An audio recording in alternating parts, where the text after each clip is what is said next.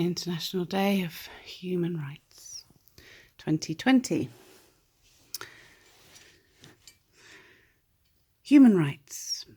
You say you want your rights and demand rights for all, even the fallen. But how can you have rights when you are wrong? And what determines wrongs and rights anyway? Have you forgotten? You demand your rights, yet forget where they come from. Where is your grace? Where is your humanity? Maybe you didn't learn the origins in history, and maybe you fell asleep in RE, and maybe they did not teach the relevance of history to prophecy. But to those who know, it is crystal clear. It is here before our very eyes today, if you can see. So many demanding rights, yet doing wrongs. Do you know the meaning of wrong and right? Right and righteousness, haram and halal. Do you know why?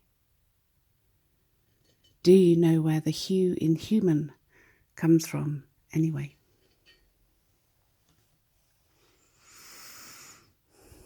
And I'll follow that with revelations on it.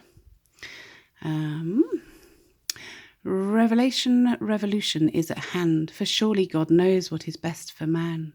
He says, don't dim his light with sin, for surely sin will not benefit him. When is doomsday? None can be sure, but maybe already there is a door to open for man to see how God's love will become heavenly. The door only needs one special key to make life perfect for you and for me. We need to polarize the spectrum of light and shine the way forth for all to be right. The light is shining bright forthwith and commands consciousness of how God's love forgives.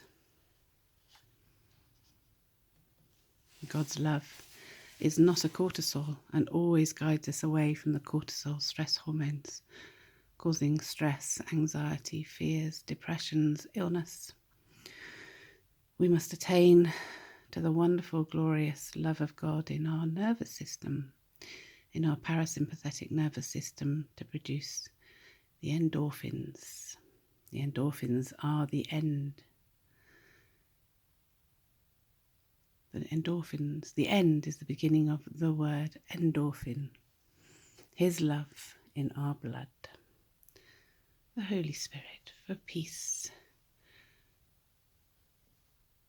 and happiness on earth, for healing for all nations, for everyone, for God's love to be made whole and one in us. The white horse of Revelation, Jesus Christ is returning. God bless our world with love. Happy Human Rights Day. Happy Christmas. It's Hanukkah as well. And we are all made whole and one in love. Love is not a cortisol, is the same in every language, in every body. Our body is the temple for God's love to dwell. The three gifts of gold, frankincense and myrrh.